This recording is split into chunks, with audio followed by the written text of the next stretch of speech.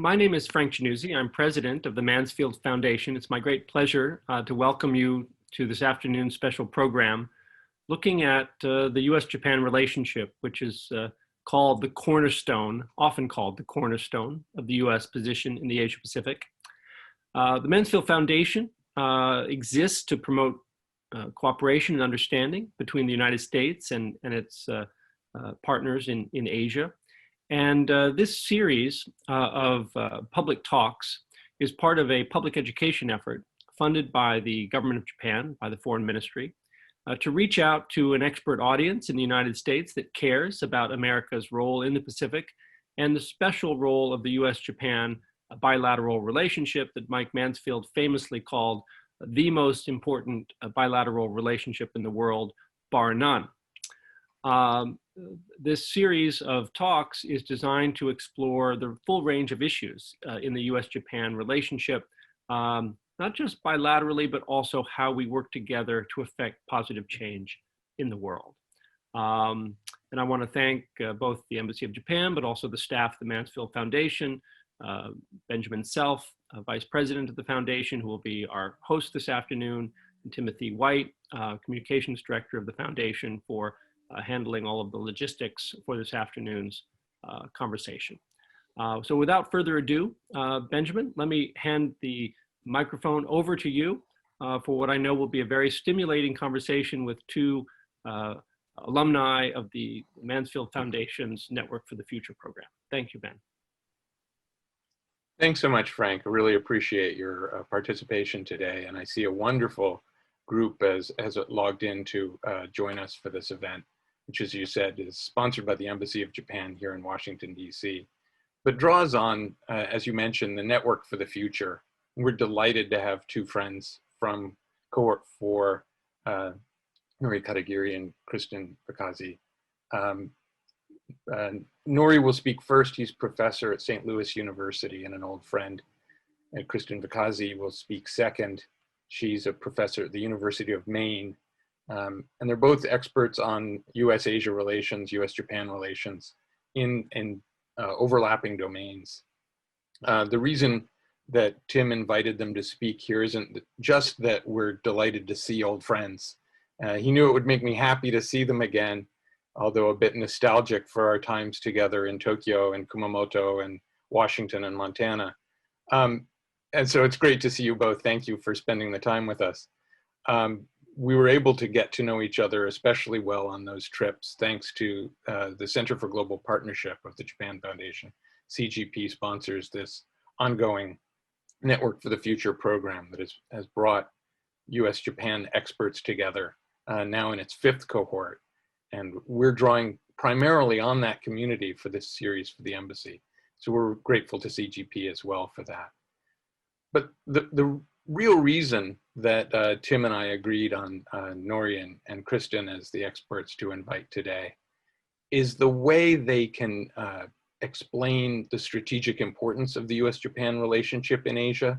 This, as Frank mentioned, this commonly used language of cornerstone of stability, or sometimes keystone, or sometimes pillar. There's often a frequently repeated language that centers the U.S.-Japan relationship as critically important in the Indo-Pacific or Asia-Pacific, pick your language.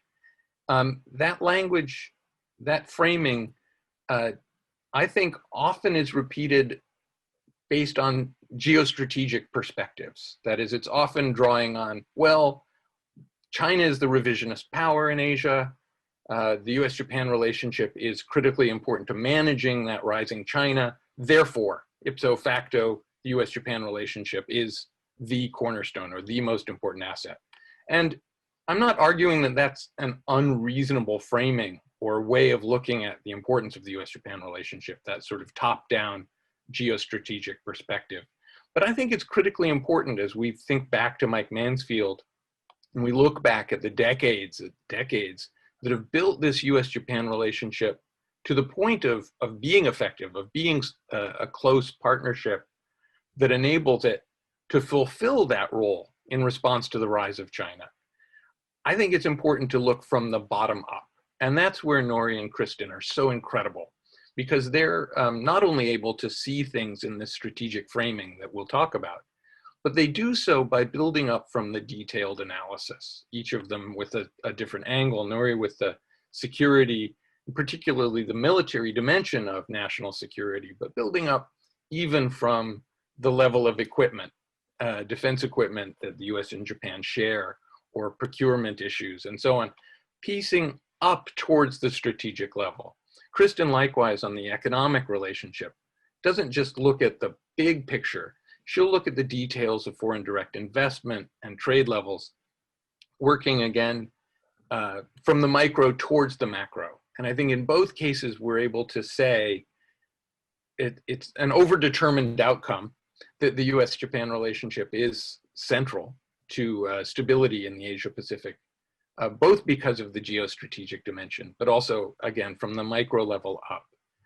Sorry to talk so much in framing this, but I really want this to open the door towards our whole series of explanations as we move from this very broad framing in future events to more narrow focuses or slices on the US-Japan partnership, to really understand that it's that accumulation of micro cooperation that makes this relationship so incredibly powerful as a cornerstone or pillar or keystone.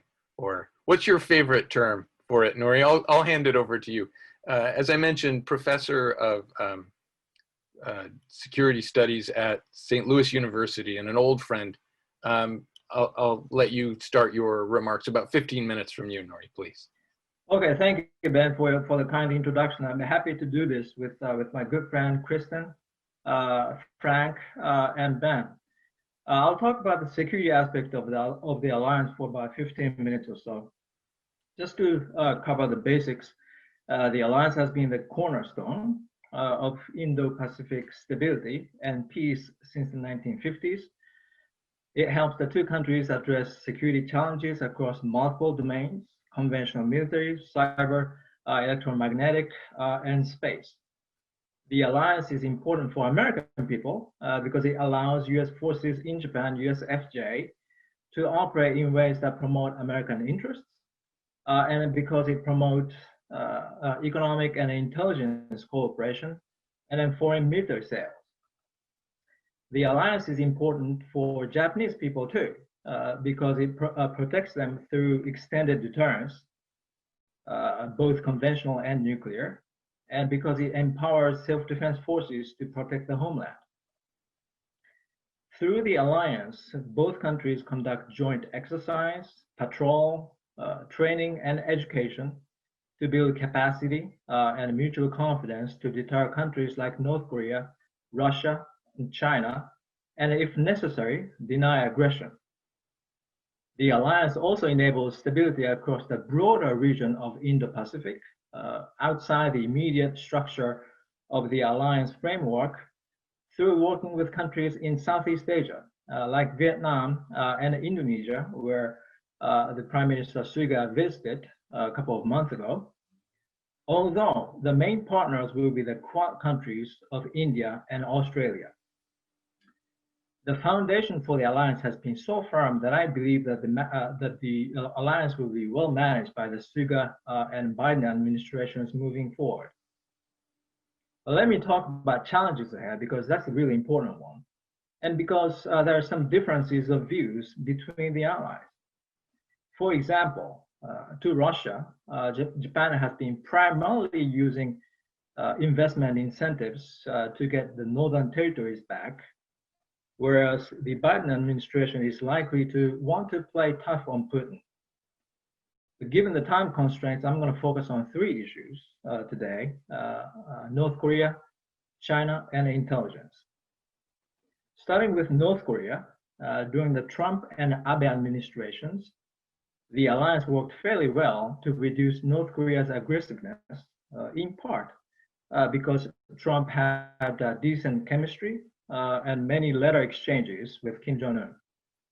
But things are uncertain now, certainly less certain today, with both countries will stay vigilant, certainly, and object to North Korea's nuclear weapons and missile programs. My sense is that we'll see traditional deterrence and strategic patience back in play, as well as economic sanctions, both unilateral and multilateral. And there is nothing wrong about it. It simply means that China will be back in the game. Robust deterrence postures will be necessary to deter North Korea, and closer coordination with South Korea will be needed.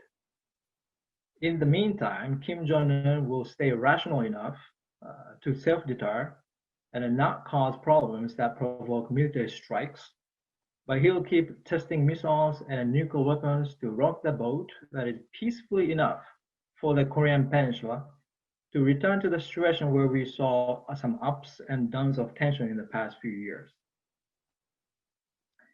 Regarding China, there is no question that China will be the most important topic of the alliance.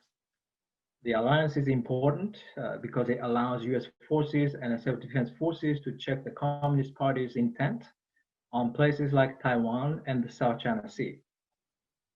One of the most important issues is the defense of the Senkaku Islands, where the Allies agree that the area is covered by Article 5, collective defense measures. From the American standpoint, the current strategy of dealing with the Chinese may be working to maintain a semblance of stability there. But from the Japanese perspective, it may not, because we see more violations of maritime territory by Chinese forces. And in the air, across the region, across the Senkaku region, we still see a large number of JASDAF, Japan Air Self-Defense Forces jet scrambles every year, mostly F-2 and F-15 jets. Prime Minister Suga may not be able to do much more than Prime Minister Abe did in this respect, in part because the pro-China faction in the Liberal Democratic Party in Japan is so strong under the leadership of Secretary General Nikai. So overall, China's strategy is working to build its presence and a fait accompli strategy. And there are questions about what exactly the other Quad members, in this case Australia and India, can do to keep the stability in the Senkaku region. I think certainly Australia is moving into the alliance orbit because of the recent flare-ups in diplomacy with China. And Australia and Japan signed a deal recently to allow each other to use territory for defense missions. Australia is very popular among Japanese people, and domestic politics in Australia is very conducive today to hardline policy on China. So I would expect more documents to be signed by the countries in the future. The documents, however, must say a lot of things, including what Australian forces will be able to do in the Senkaku area jointly with the self-defense forces, Japan Coast Guard, and the USFJ. But there are at least two problems I see. One is that Australia is more interested in the defense of the South China Sea than East China Sea. And the Chinese Navy and Air Force will try to cut off Australian access to the East China Sea. And that's about Australia. And with India, I think any soldiers will be really excited to see a formal alliance with among the Quad members to geostrategically sandwich China. But people must be really careful not to be carried away. And that's because China's ties with Pakistan are firm, because there are different levels of expectations with alliance commitments with India, and because territorial disputes between China and India in places like Arunachal Pradesh, across the Himalayan mountains, may put the Japanese and Americans in a difficult spot with the Chinese forces. But I would say that the real problem is the maritime area, in that the Quad is not large enough to cover China's string of pearls from Southeast Asia all the way to the Horn of Africa. So at least the Japanese would have to find other partners to secure sea lanes. I would think about New Zealand, but there will be some geographic limits. Self-defense forces are training with EU forces, especially the Navy, and obviously NATO forces using the ports of Djibouti. But that exercise must be held more often and more extensively, with China in mind. But the bigger challenge, I would say, is in the Biden administration to know how much the Blinken and the Austin team would be interested in doing all this.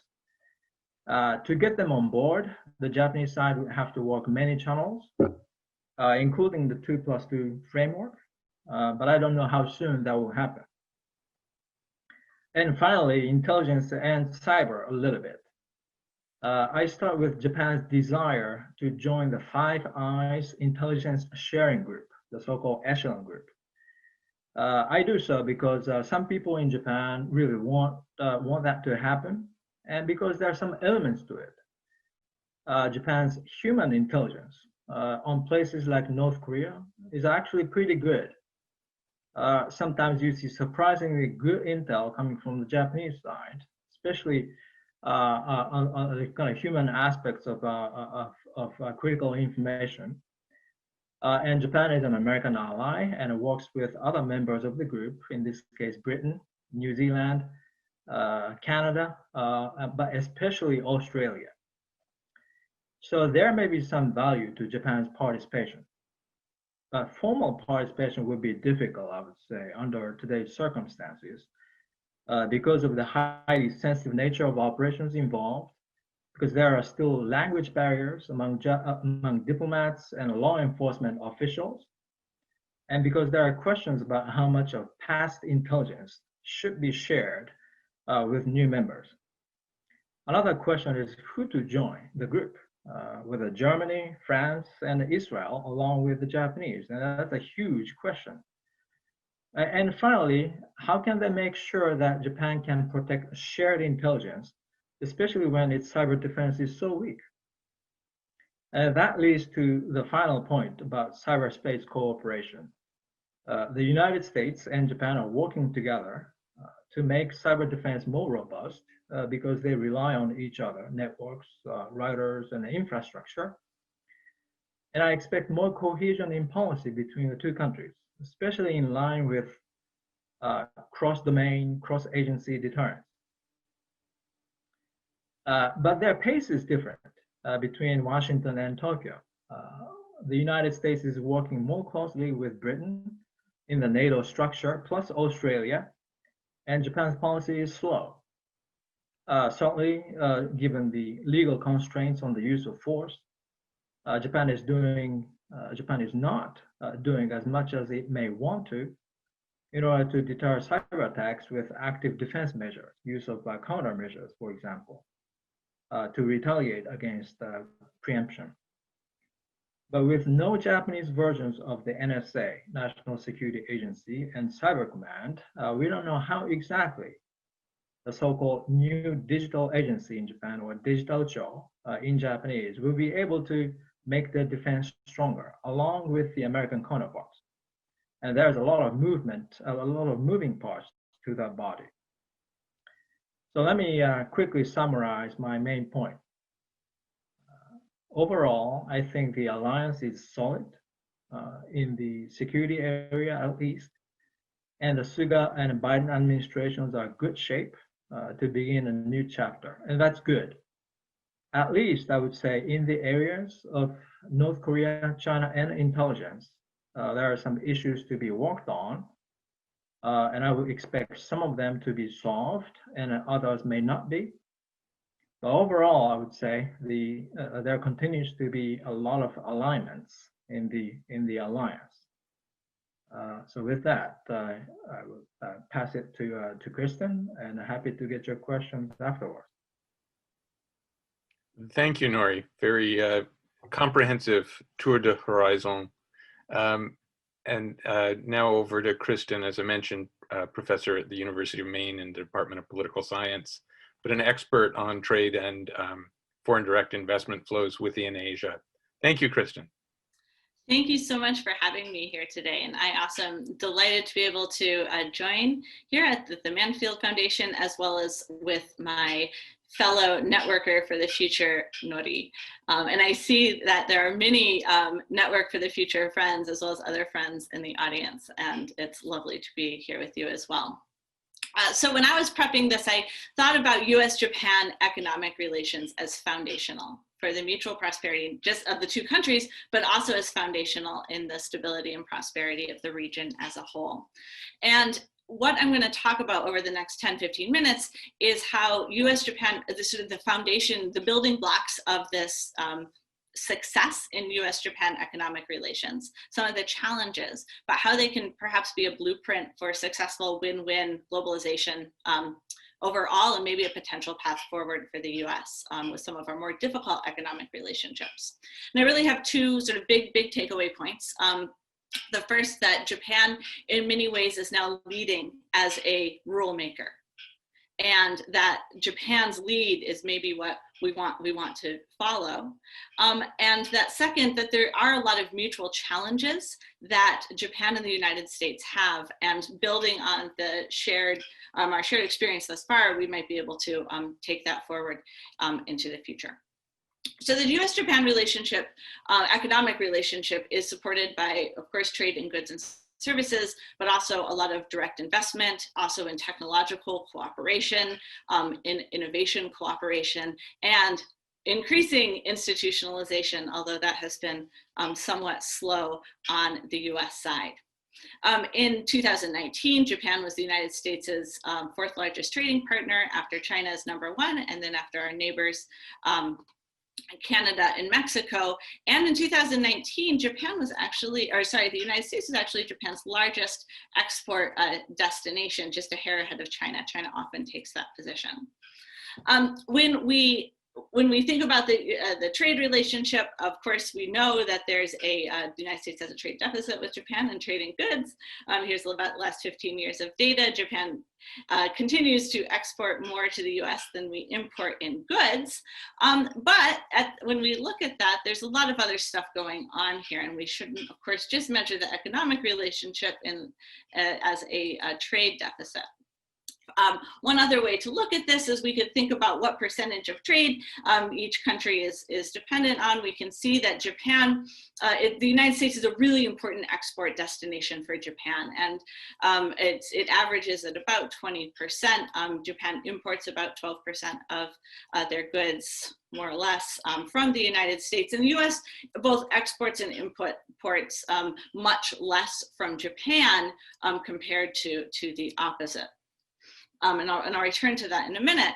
If we look at this with respect to services, so these are things that are like travel, insurance, financial instruments, telecommunication, the costs of moving intellectual property across borders. These trade and services is another story. So the United States in general has a really strong comparative advantage in trade and services, and has a pretty robust trade surplus with Japan for services, as well as with other countries around the world. The United States, as of January 1st of 2020, has a bilateral free trade agreement with Japan, as well as an agreement in digital trade. This is a pretty big deal, which I'll also talk about in the challenges section in a few minutes. But this building this nation institutionalization of US-Japan trade, as well as balance of trade and scope of trade and whatnot, of course, is just part of the picture. And a lot of the US-Japan economic relationship is investment, particularly Japanese investment in the United States, the creation of jobs, and also the mutual support from Japanese and American businesses of sunrise industries, of key manufacturing industries, of electronics industries, of new industries that are key in green technologies, and solving some of the next problems that are arising in the world, as well as mutual integration into regional supply chains. Such as integration of Japan into the US, Mexico, Canada supply chains, and the United States integration into Asian global value chains. It's also important to remember that these economic relations today, this is a really positive story, and I'll share some of these positive aspects with you, but that this isn't something that was inevitable, and it certainly isn't something that came without friction. And it's worth, I think, always taking a step back and remembering the path that brought us here. So let's go back to the 1980s for 30 seconds.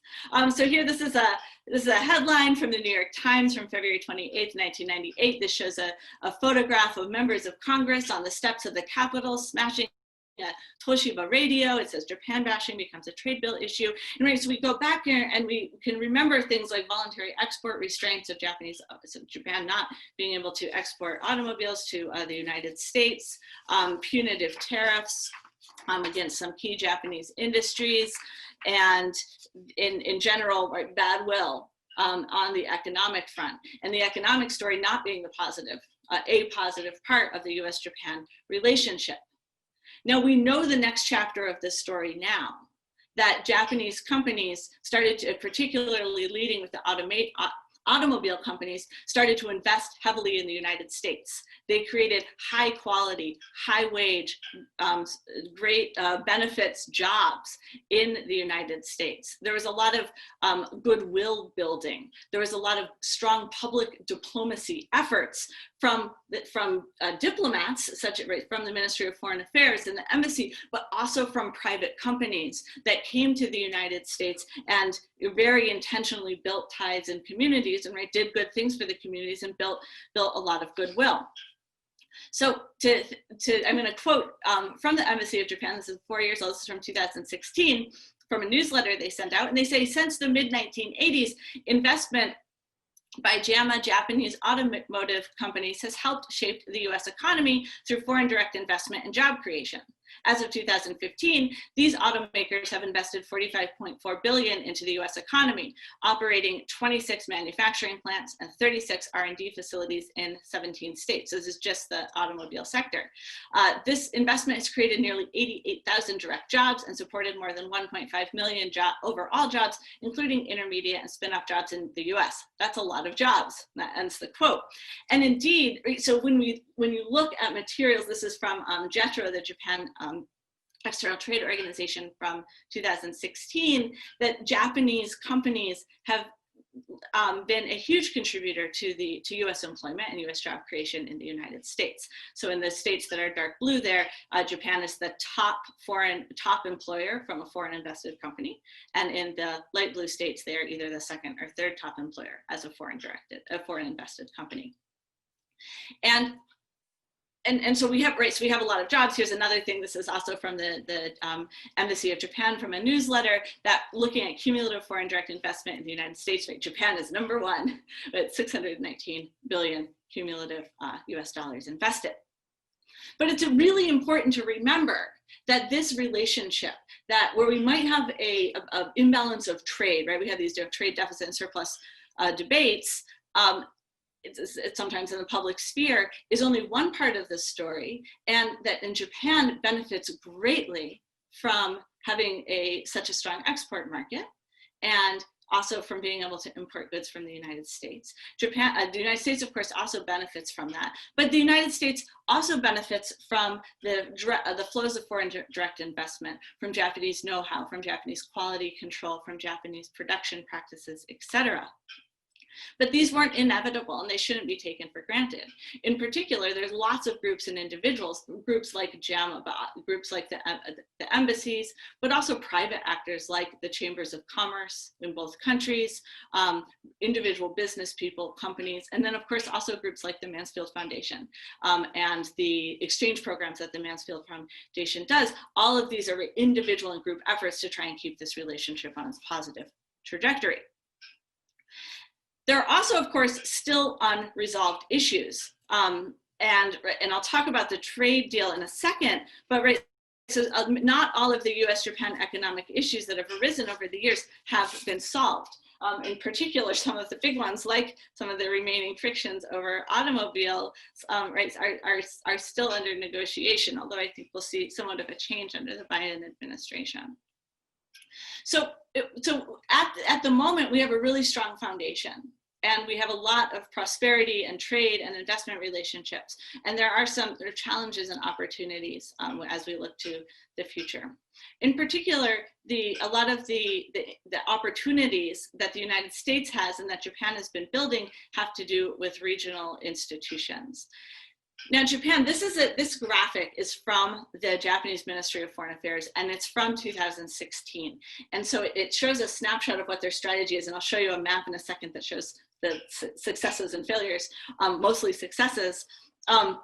But Japan has been pursuing this multilateral economic integration strategy, and through largely a series of regional trade agreements. And so we have the Trans-Pacific Partnership on this map, which is now the Comprehensive and Progressive Trans-Pacific Partnership, CPTPP, minus the United States, which dropped out. We have the Regional Comprehensive Economic Partnership, RCEP, which is, as we see on this map, except for India, that dropped out, which was signed just a couple of weeks ago and is hopefully moving forward into ratification and implementation over the next couple of years. There is the trade agreement with the European Union is no longer under negotiation. That is also signed. Right, so Japan has really moved forward on trying to cover at least 80% and is now, think successfully, has 80% of its trade covered under one of these, what they call a high quality economic partnership agreement. So what are the aspects of high quality that we're thinking about here? Well, of course, it's things like tariff reductions and reductions in non-tariff barriers, but that's really just the start. More what these agreements are looking at are things like shared production standards based on ISOs. If you manufacture something in one of these places, right, you'll know what you're getting, and you'll have a shared production standard.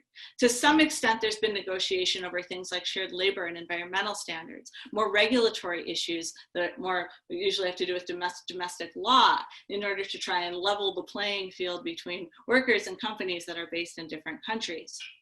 There's also been moves within some of these agreements, right, to greater or lesser extent, to try and have investment protections like you might see in a bilateral investment treaty. Some of the stricter versions of this, like an investor-state dispute settlement, ISDS systems, have been hard sells in the negotiations, but they're still working towards having dispute resolution, protection from expropriation, so that when the government would seize a private company's property, and also the protection of intellectual property rights, which is, of course, one of the really big trade issues and economic issues across borders today, particularly with China or with other countries that we have weaker rule of law or a court system that might discriminate based on country of origin. So Japan is on track to get their goals. So if we look at this map here, right, these green countries are countries that Japan has some sort of economic partnership agreement with. And so India is green there because of the ASEAN +1, ASEAN-Japan agreement, and it's not part of RCEP. But Japan is really moving forward successfully on having these, all of these economic partnership agreements. And these are, again, agreements that go a step beyond into deeper integration and a deeper kind of globalization than we've seen with standard trade agreements. And they've really been the leading, especially in the Asian region, in writing the rules. Now, this is something that as the United States moved back from multilateralism and moved back from increasing institutionalization, stepped away from a little bit over the last 4 years. That said, there is still space within the U.S.-Japan relationship for the United States to be part of the rulemaking for the region and for the future of global trade. And the U.S.-Japan trade deal that was signed and that came into effect on January 1st of this year, 17 years ago, has some of those elements. In particular, it includes a digital trade agreement, one of the first and perhaps more detailed of its kind. And this has a potential, particularly when we think about how digital intellectual property might move across borders, how it might be protected, how people's privacy might be protected. That's a move forward in trying to make new rules together. There are also lots of wins for US-Japan in this new trade agreement.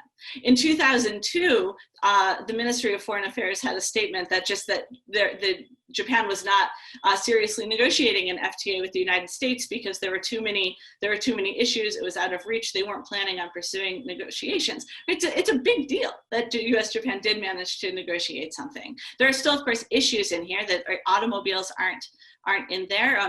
There is no statement or that Japanese automobile exports to the United States weren't a national security threat. There's no dispute resolution mechanism in there. It has a more limited agriculture than what we would have gotten, the United States would have gotten under TPP. But as Japan has continued to pursue very successfully these kinds of high quality trade deals that are defined by the CPTPP and then to a lesser extent somewhat in RCEP, these are policies and agreements where the United States could also benefit. And so in some respects, the United States has fallen behind in this rulemaking, and Japan might be able to help us catch up. And we have a strong foundation of cooperation to facilitate that. Japan has consistently pursued this multilateral regional strategy. And it's important to remember, right, that the free and Indo-Pacific idea came from Abe Shinzo. And these have both economic and security components. So a couple of things that Japan and the United States more specifically could do together is try and face this challenge and opportunity of the Chinese economy. Intellectual property rights protection is a common, perhaps the most common shared complaint of US companies and Japanese companies, as well as European companies, et cetera, Korean companies in China. And the sanctions and tariff approach has been ineffective at reforming Chinese domestic policies and the economy. An incentive-based approach, such that might be embedded in regional multilateral institutions, might be a way that the United States and Japan could move forward together. There are also mutual opportunities that companies are already taking advantage of, and I think will just continue for pursuing green technologies and strategic resources that are needed for those green technologies. So things like magnets, batteries, rare earth technologies. And as Japan and the United States move forward and perhaps deepen globalization and deepen regional integration in the Indo-Pacific, there are also domestic policy challenges in the United States and Japan that can be solved by this. So this can be done through, right, these creations of high quality jobs with good wages, with good benefits and strong security that could try and help us to not forget or leave behind those that have perhaps lost from the process of globalization. And so I'll wrap up my comments there, and I really look forward to the discussion and comments moving forward. Thank you so much, Kristin. That was also amazing and comprehensive. And I know you have even more to share when questions come your way. I'm going to ask Nori to answer the first question we got from Hiroki Takeuchi, member of cohort 3 of the Network for the Future, about Japan beyond the East China Sea, Japan in the South China Sea, and even broader Indo-Pacific. Go ahead, Nori. Oh, unmute. Nope, still muted, Nori. There we go. Is it good? Okay. Thank you, Hiroki, for that very good question. I'll also try to answer the other two questions too, in order to give Kristin time to get ready, and because we have only 20 minutes to go anyway. So let me start with Hiroki-san's question about what the Japanese can do, should do with the U.S. forces in the South China Sea and even in the Indian Ocean. One of the things that they have been doing is to lease and give equipment and strengthen joint military defense, exercises with local forces, especially those countries with the countries that have existing territorial disputes with China across the South China Sea. So in this case, including Vietnam, Indonesia, the Philippines, and then if you want to go controversial a little bit, you can name Taiwan and Malaysia and Thailand. as well, but especially Philippines and Vietnam. The Japan Maritime Self-Defense Forces providing vessels for both joint training and actual combat missions. JASTAF, Japan Air Self-Defense Forces, providing transport ships, also to be given to local countries in order to get ready for landing and amphibious operations with Chinese forces in mind, with the militarization of the islands proceeds. And also, what Japan is not doing is to condone, as far as I understand,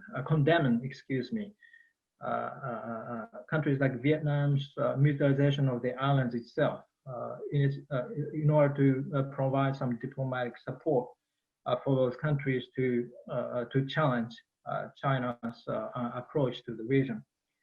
In the Indian Ocean, I think that much less has been done, at least by the Japanese side. Obviously, working with the Indian Air Force and the Navy, mostly as part of joint military exercises with Australian and American forces. And I would imagine that exercise will continue to grow in the near future. But there are not so many countries across the Indian Ocean that would be able to do those things with the Japanese, other than India. In part because many of them, including places like Bangladesh, Myanmar, and many countries across the eastern part of Africa, they have seen a lot of Chinese military presence and financial investments into the naval ports. So it's very difficult for the Japanese and Americans to get into those playground in order to increase their presence. And let me try to answer the second question by Shunsuke, I think, about the need and the feasibility of R&D on emerging technologies. And I have 3 areas that I want to say. One is artificial intelligence. Second is the regulation of blockchain technology. And the third is cyber. And I'll be short on both, on all of them.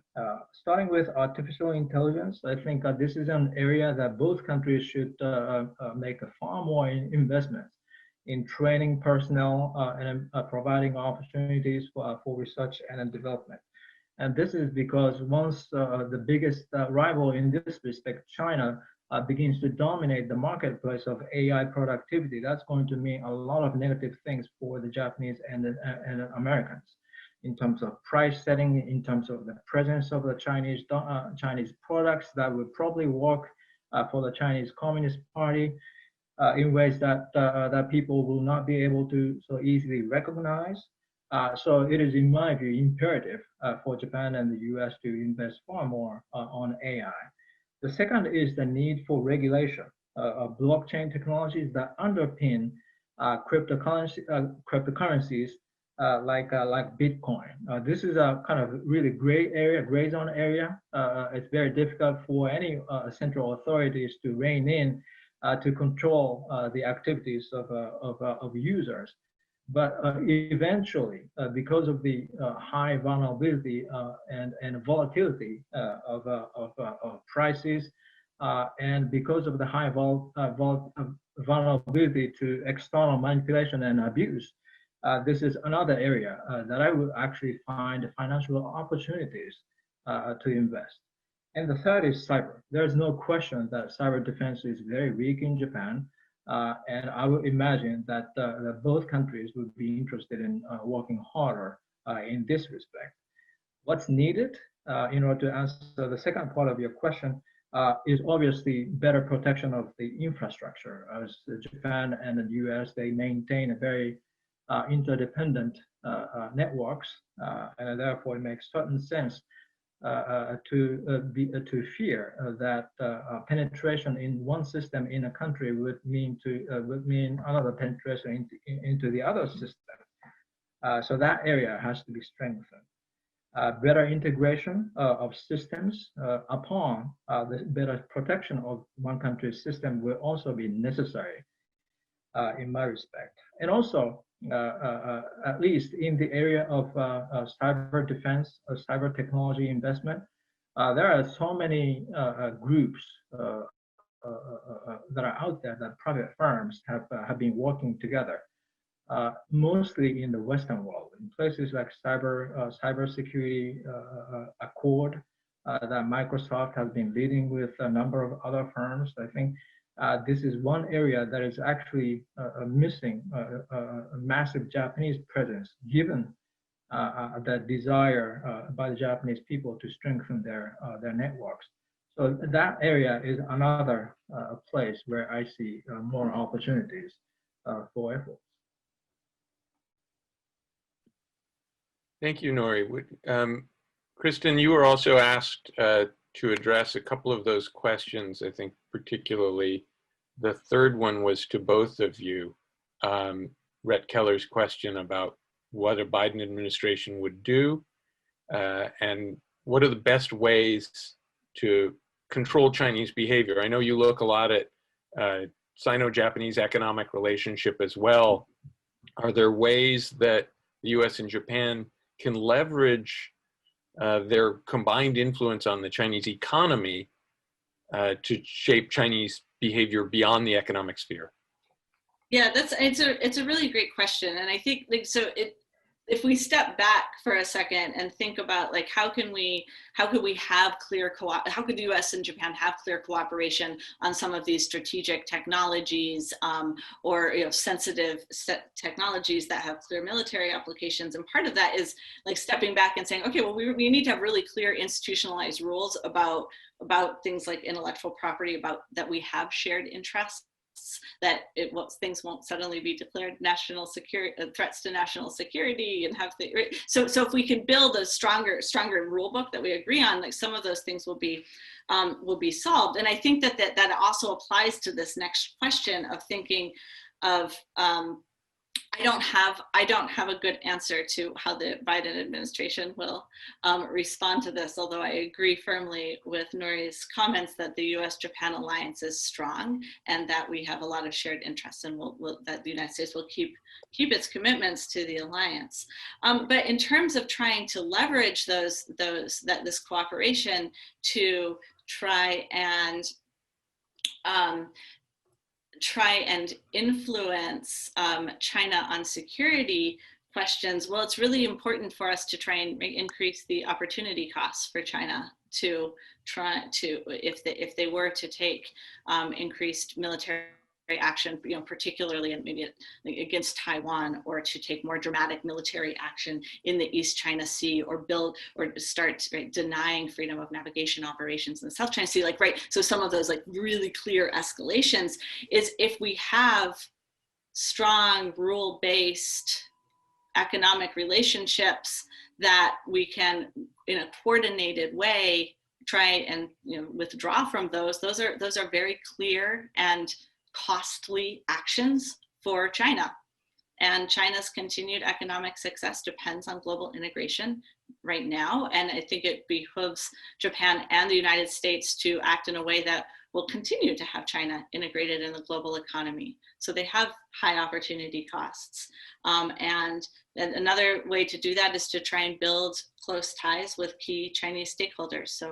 So economic actors, as well as maybe other actors. So in particular, what that means is engagement, not decoupling. And particularly, I think, institutionalized engagement with something perhaps like a Trans-Pacific Partnership or some sort of multilateral integration. I really liked Hiroki's question. It made me laugh. What's more difficult, the U.S. joining CPTPP or China joining CPTPP? And I disagree with you, Ben. I actually think it's easier for the United States perhaps to join CPTPP rather than China, in particular because there were these 21 chapters that were dropped out of a CPTPP that were in TPP, and I think that there's probably room for the a Biden administration to negotiate and maybe get some things that look like clear wins for those veto groups in the United States that the CPTPP countries might be more amenable to negotiating with the United States on those things rather than giving China some of those wins. So I actually think that the United States might have a little bit more flexibility in negotiations there, especially as a lot of those things were already negotiated. And so they can maybe be renegotiated with little cherries on top in order to overcome resistance from some of those veto groups. But we'll see what happens.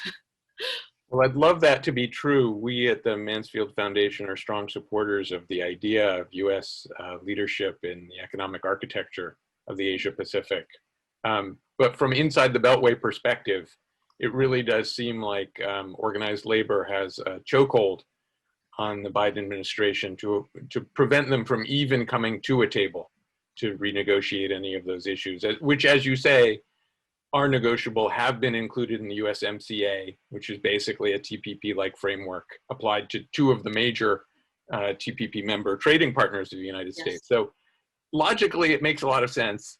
Politically, it's more difficult. That's all I was trying to argue there. I'm going to come back to you, Kristin, to deal with the commercial space question in a minute, if you can think about that one. But I'd like to get Nori's perspective on Japan's indigenous cybersecurity efforts. And that's a huge area of his expertise. So Nori, what do you think about Naveen Rao's question? Sure, that's a very good question. And then my answer is basically relative to other countries. You know, Japan may be lagging other countries, but compared to, let's say, developing countries, certainly Japan's capability is better. And so that's the first aspect of it. I find basically two issues with the problems of Japan's cyber defense. One is the fact that the cyber insurance market is unknown to many companies' CEOs, in part because the whole cyber stuff beyond digital cell phone, including the protection of networks and finding of zero-day vulnerabilities before cyber attacks happen to decimate military and civilian infrastructure, is a recent phenomenon. And that is a very difficult part for many CEOs of all companies who would pay less attention than necessary to the need of defending their networks, spending money on defense, and then joining cyber insurance markets. There are some data that the private companies have actually done to provide on this respect, that CEOs of many large companies, and they have been themselves being attacked already, including Mitsubishi and NTT Corporation, they are better at joining, purchasing premiums to defend their programs. But smaller ones are much less. And that's the area that people must pay greater attention to, because those small firms are part of the large companies as subsidiaries. So their systems are closely networked with large corporations. And because they have been penetrated many times over the past, it won't be as difficult for outsiders to penetrate the networks of large corporations as well. So given the relatively new phenomenon of cyber issues, and because of the lack of general education about the need to defend the programs, I think is one of the biggest. Certainly, the Japanese government has been making a lot of good efforts to strengthen their systems, and they're working with the private sector over the years. But I would see more vulnerabilities in the private sector, especially small companies that work on defense and space issues. Wonderful, thank you. That was from Naveen Rao, a Mansfield Fellow, an alumnus of our flagship program. We also have another one from a Mansfield Fellow, Michael Fletcher, who was from NASA when he was a Mansfield Fellow and is a member of our U.S. Japan Space Forum. which our president, Frank Januzzi, runs. And probably Frank could answer this question. Mike could probably answer this question, but I'm going to ask Kristin for her thoughts, since she's the panelist today. What do you think about commercial space cooperation?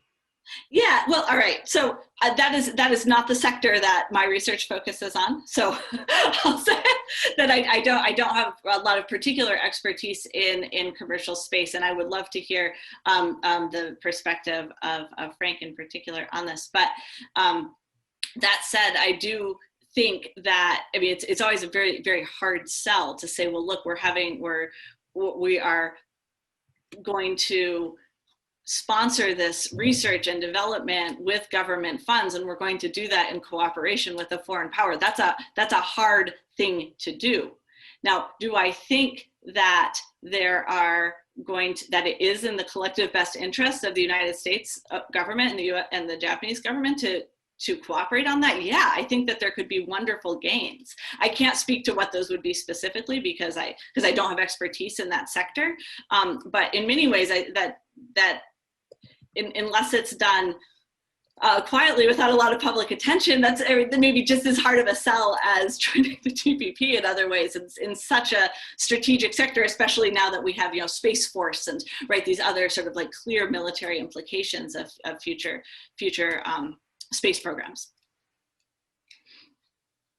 Thank you, Kristin. I'm asking if Frank is willing to also tackle this question, since he's our in-house space policy expert, and maybe then he can also wrap up the event. Well, very quickly, Ben. In fact, the U.S.-Japan cooperation in space has managed to navigate successfully and sometimes quietly around some of this sort of Buy America, U.S. taxpayer-funded monies not wanting to go to a JAXA-funded project. Japan is a very important contributor to Gateway, which is going to get us back to the moon and beyond, because they have unique abilities to produce certain modules and units and pieces, parts of that facility. And of course, Japan is working with the United States on things like QZSS, a global positioning satellite that Japan has manufactured, but which has compatibility and synergies with US, which is very important for future defense cooperation with precision-guided munitions and you can't fight war effectively if you don't know where you are on the planet. So in different ways, the US and Japan have found win-win solutions, with each contributing where they can in space. And I expect that that's going to become a much more robust area in the future, with hosted payloads, with cooperation on everything from maritime domain awareness to cleaning up debris in space.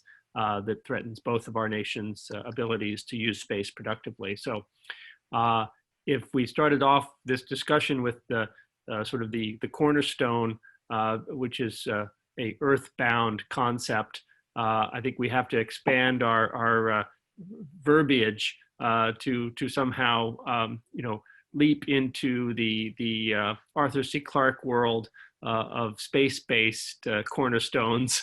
I'm not sure what we would call them, but satellite constellations are going to be as relevant to our future cooperation in science, in defense, and commerce as our earthbound structures. Back to you, Ben. Oh, okay. We're at 1 p.m. and I'm conscious that everybody has other Zooms to get to in this day and age. We're so grateful, obviously looking forward to the end of the COVID pandemic and the opportunities to gather again in person in Washington or out in Montana, and to join with an audience where we can even enjoy a kampai together. But thank you so much for your time today, and let me ask you all to join me in thanking our panelists, Noriyuki Katagiri and Kristin Vekasi. Thank you so much. Thank you, Kristin. Thank you, Nori. Thanks all for joining. Thank you. Thanks for having me. It's my pleasure. Thank you, Ben. Thank you, Frank. And good to see you, Kristin. You as well.